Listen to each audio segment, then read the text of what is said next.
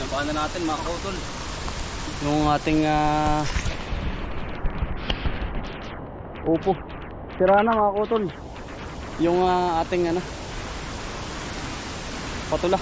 Bugbog na po ng hangin. Ito nakakatakot, may kasama ng ulan mga kautol.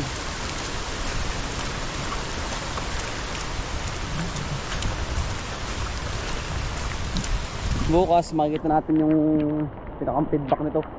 Hindi pa natatapos mga kautol Huwag naman ho sana na dumagasa pa. Kaya lang parang palakas pa rin mga kautol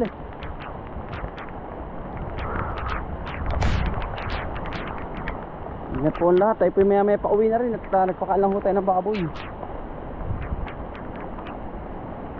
At yun naman pong misis ko ay natawag na rin sa akin.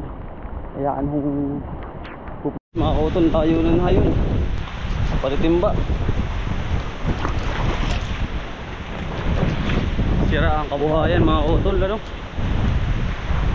Buti na lang hindi tayo nakapagtanim dun sa kabila. Hindi na po tayo nagtanim. Buti kahapon binaba ko na ho kasi kung hindi ko binaba ho talagang wasak ang ating tanim. Upo. Pero yung patulagot pa sira na to mga kautol.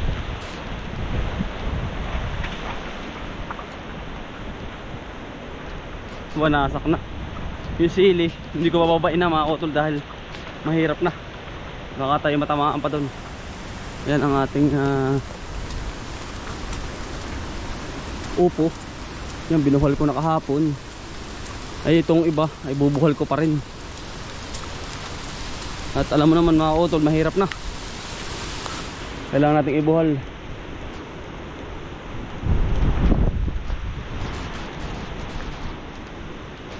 May stress lang.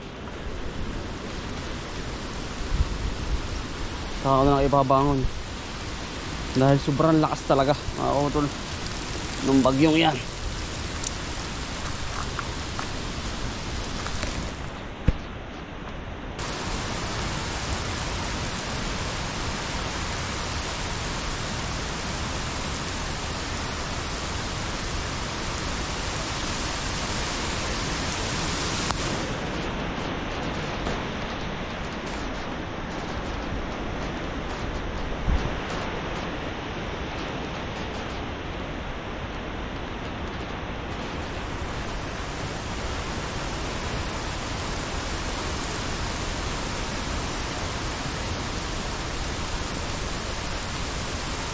Binabahan na natin mga kautol yung ating upo. Sira na mga kautol yung ating patula. Bugbog na po ng hangin. Ito nakakatakot, may kasama ng ulan mga kautol.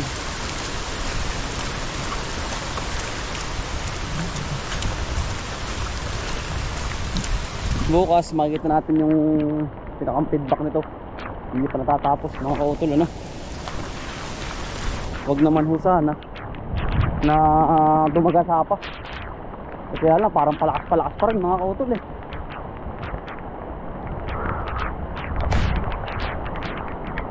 Ingat po ang lahat. Tayo po maya pauwi na rin at nagpakaan lang ho tayo ng baboy. At yun naman pong misis ko ay natawag na rin sa akin. Dito na po tayo sa halamanan.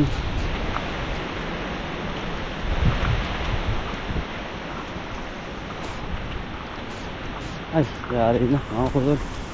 Mga papaya buhol na, lapat. Ayan ay yari, sira ang kabuhayan nito. Ay,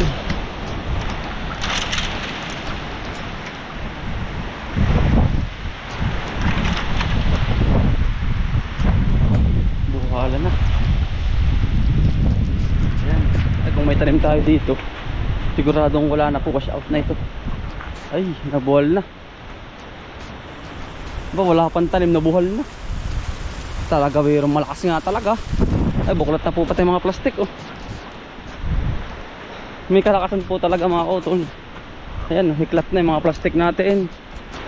Wasak na. Saka itong ating ito. Ay, wasak na rin, eh. Buhal. So, sobrang lakas ng hangin. Oh. Talagang binuhal na talaga mga kautol yung kawayan. Ay, mga plastic, wasak. Ayan, oh. Tumagilid na din. Marami tayong ayusin. Tuklap na mga plastic. Siraan ito. Wasak na. Ay, kung may tanim po ay yari. Yan. Yari naman. Dito tayo sa baba mga kautol.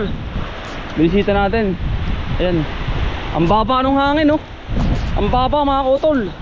Nasa dyan sa tabi talaga. Ayan. Okay lang yan, walang problema yan. Basta wala pa namang ipot yan. Naayusin na lang, ganun talaga. Ay, sayang. Ay, sayang yung ating pagkalagay ng ipot dito sa ano, sa ating malaking luang. Tanggal din, wasak. Wasak ho din, oh. Yung kabang plastic. Wasak, wasak din. Wasak po. Wasak din. Dami. Wasak. Ayan. Ayan din, wasak din. Talagang hindi na po ano ng hangin. Mababa masyado ang hangin mga utol.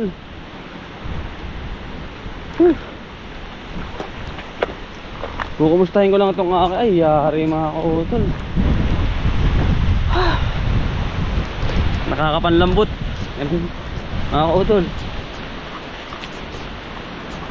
Yung pipino natin okay pa naman, kaya lang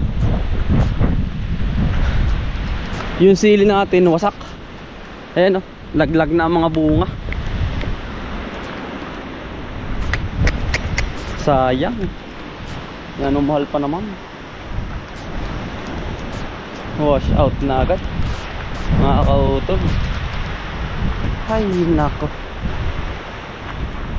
Hindi pa mga kautol ano yan na signal number point dito pa lang sa Quezon.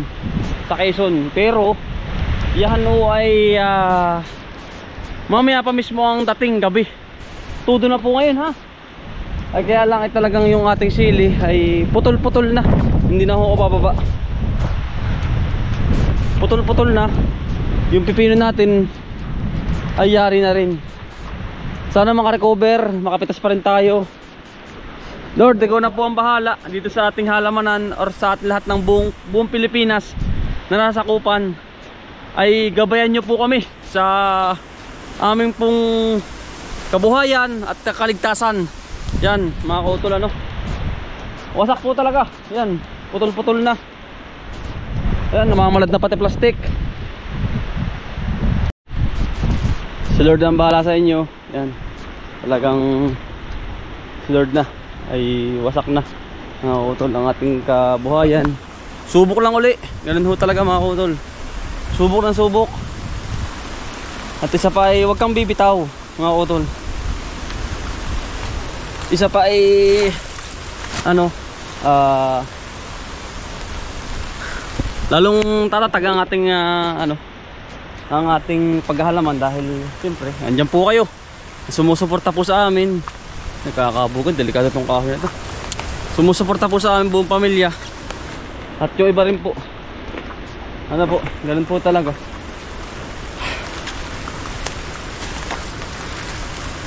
Ang kabuhayan, pag minsan talaga kalamidad, babagsak, bababa. Ay, nabuhal na rin itong kahoy, oh. Itong kahoy na malaki.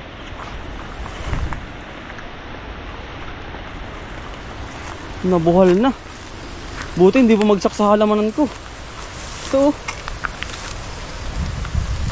nabuhal na mga kautol.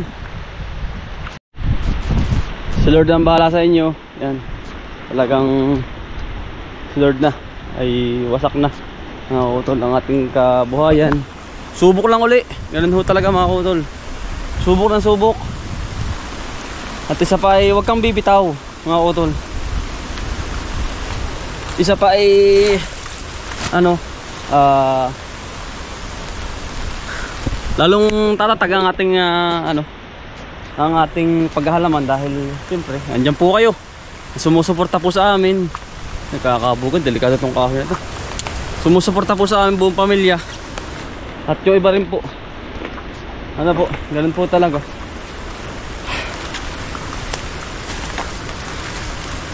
Ang kabuhayan, pag minsan talaga kalamidad, babagsak, bababa. Ay, nabuhal na rin tong kahoy oh. Itong kahoy na malaki.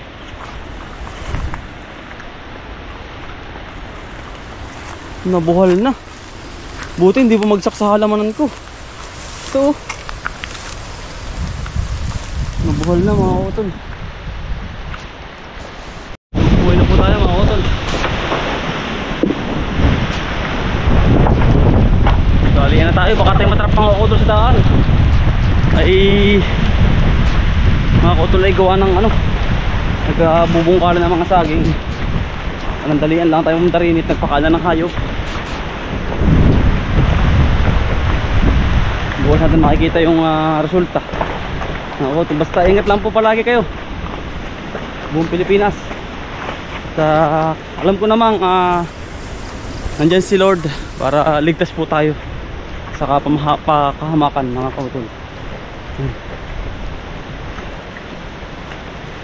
Batsi na tayo mga kautol, pauwi na. Bida tayong itak, baka po merong sa daan. Okay.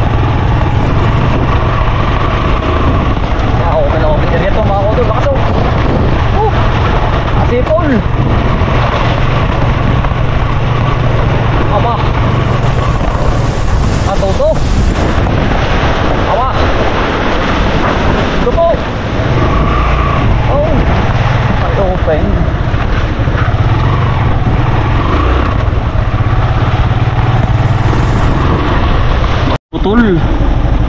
Diyan mo lang halagay. Okay, bata kayo isa. Baka makurinti ka. Putol, dito na po tayo sa bahay. Safe naman po tayo nakarating. Nakabili na rin tayo ng ulam at mga groceries. Ayan. Ingat po ang lahat mga putol. God bless po.